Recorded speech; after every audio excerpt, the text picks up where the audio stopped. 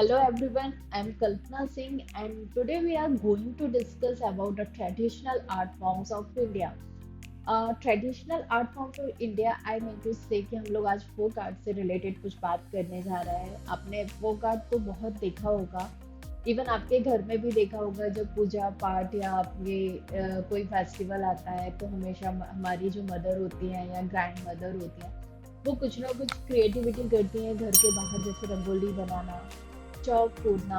ये सब हमारे ट्रेडिशनल आर्ट फॉर्म का एक पार्ट है और इसे हम फोक आर्ट में भी इंक्लूड करते हैं। ये हमारे फोक आर्ट है जो जनरेशन टू जनरेशन चलते आ रहे हैं। उसमें कुछ माइथोलॉजिकल एलिमेंट्स भी होते हैं, स्टोरी भी होते हैं, बट आज आपको बहुत पॉपुलर हो चुके हैं। ये आपने देखा होगा जो ट्राइब्स में ये सबसे ज़्यादा बनाए जाते हैं और अब वो अब वो हमारे आर्ट का या हमारी डेली रूटीन के साथ साथ मार्केट का भी एक बहुत बड़ा पार्ट बन चुके हैं। तो आज हम जो फर्स्ट ट्रेडिशनल आर्ट के बारे में पढ़ने वाले हैं, this is a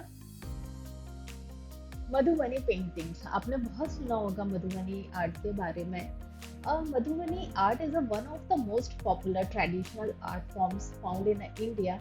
It originated in the district of Madhubani in the Mithila district of Bihar. ये मधुबनी पेंटिंग्स बिहार से बिलोंग करती हैं. अब हमें इसके आपने देखा साइड में एक पेंटिंग्स है, तो इस पेंटिंग्स की डिटेल के बारे में बात करते हैं. सबसे पहले हम इस पर फोकस करेंगे बॉर्डर पर. इसकी बॉर्डर किस तरह से ज्योमेट्रिकल शेप्स और कंट्रास्ट कलर के साथ इसको बनाया गया है. बहुत ब्राइट कलर का यूज किया गया. आप देख रहे हो पीछे एकदम येलोइश कलर है.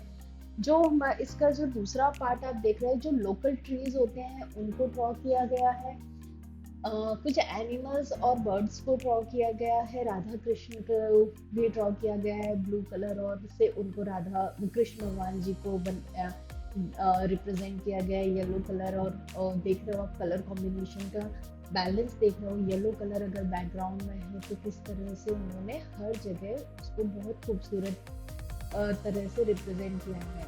ये हमारे कुछ एलिमेंट्स हैं. इसमें आपको जो बहुत इम्पोर्टेंट पार्ट है वो याद रखना है कि किस एरिया से बिलोंग करती है. तो ये बिहार, मिथिलाई डिस्ट्रिक्ट ऑफ बिहार से बिलोंग करती है.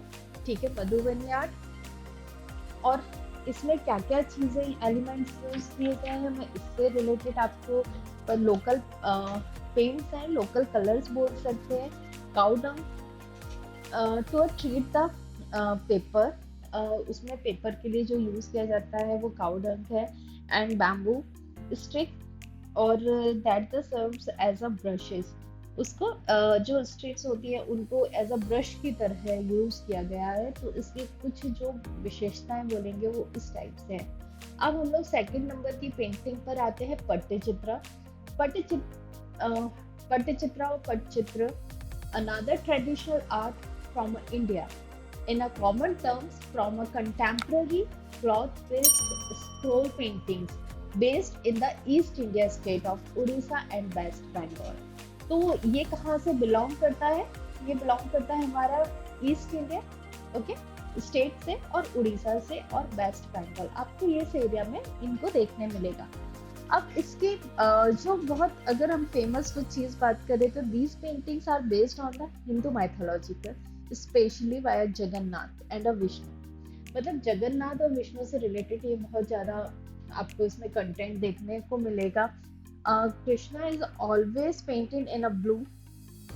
ठीक है, आपको कृष्णा हमेशा ब्लू कलर में दिखेंगे. Gopis in the light pink, purple and brown colours. Palm leaf, Pattachitra जो बनाई जाती है वो पाम लीफ के ऊपर बनाया जाता है. वेस्ट बंगाल में ये बहुत फेमस आर्ट है और ये हमेशा हर एक टेम्पल के बाहर आपको देखने मिल जाएगा. और अब तो ये हर एक बहुत ही ज़्यादा पॉपुलर हो चुका है और आपको मार्केट में भी एज अ मार्केटिंग में किसी प्रोडक्ट के ऊपर इसका यूज़ करके आज इससे मार्केटिंग भी बहुत अच्छे से की गई हुई है. तो आपने देखा पट्टचित्र, हमने फर्स्ट देखा मधुबनी आर्ट जो कि कौन से स्टेट से बिलोंग करती थी, बिहार से. सेकंड हम बात कर रहे हैं पट्टचित्र की. तो पट्टचित्र कहाँ से बिलोंग करते हैं? West Bengal, Orissa and east India state के, जो बात करेंगे उड़ीसा एंड वेस्ट बंगाल. अब हम लोग आते हैं इसकी next painting, Mysore paintings. Okay, अब मैसूर पेंटिंग्स में क्या चीजें हैं आप देख रहे हैं, आपके सामने पेंटिंग भी है, ठीक है। एक बहुत सरस्वती जी का आपको इसमें एक पेंटिंग दिखाई दे रही है, आसपास का बैकग्राउंड आपको नजर आ रहा है किस तरह से ड्रॉ है। बहुत, आप अगर पेंटिंग को देखोगे तो आप हमेशा उस एरिया के आर्ट फॉर्म को समझ जाएंगे। जैसे आप देख रहे हो गोल्डन कलर का यूज किया है और स्किन टोन का यूज किया है, बैकग्राउंड में डार्क कलर बनाए गए हैं और क्या क्या चीजें हम इसको देखेंगे। So Mysore painting is a valuable form of a classical South Indian portrait which emerged in and around the town of Mysore in a Karnataka, ठीक है, facilitated in a chariots by the king of Mysore, ठीक है। हम इसके बारे, अब Mysore paintings को में क्या क्या चीजें यूज की है देखो। फर्स्ट तो आपको पता होना चाहिए कि कौन से स्टेट से बिलोंग करती है, तो ये साउथ इंडिया, कर्नाटका और कन्नड़। हाँ, आप इन दोनों में से कोई भी इसके बारे में बता सकते हैं।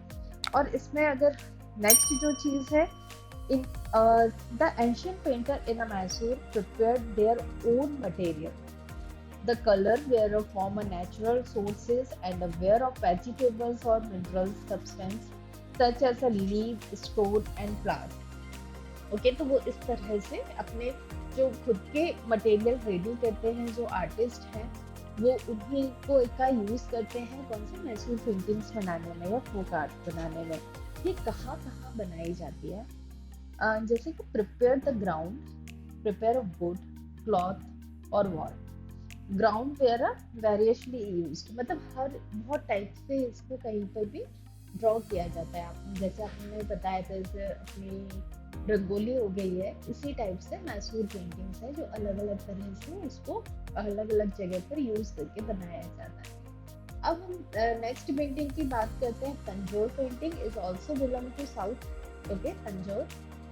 अब तंजौर पेंटिंग्स क्या है, the rich South Indian art form Tanjore painting are known as a Palagai Padam meaning. इसका मीनिंग क्या है, picture on a wooden plant, मतलब एक वुड के ऊपर इसको डेकोरेट किया जाता है, तंजौर पेंटिंग्स बनाई जाती है। Tanjore painting was generally made on a canvas pasted over a plank of a wood with a Arabic gum, okay. तो इसके साथ क्या क्या अपने हैं, कैनवास पे बनाई जाती है, वुड का यूज किया जाता है, वुड प्लांक का यूज किया जाता है एंड अरेबिक गम का के साथ। तो इसको इस तरह से आपने देखा होगा, हल्का सा एम्बोजिंग दिख रहा है, बाहर की तरफ निकलता हुआ दिख रहा है। और used a natural colour like a vegetables and a mineral dye, जो इसमें कलर यूज कर रहे हैं वो वेजिटेबल्स एंड मिनरल डाइज हैं। फॉर आउटलाइन डार्क ब्राउन और रेड वाज यूजुअली यूज्ड। अगर आप इनके आउटलाइन आप देख ही रहे हो पेंटिंग्स में, आउटलाइन किस किस कलर से यूज किए, dark brown colour, red colour से इसकी आउटलाइन दी जाती है। अब हम इसके नेक्स्ट पेंटिंग्स की बात करते हैं, तो नेक्स्ट पेंटिंग आती है राजपूताना पेंटिंग।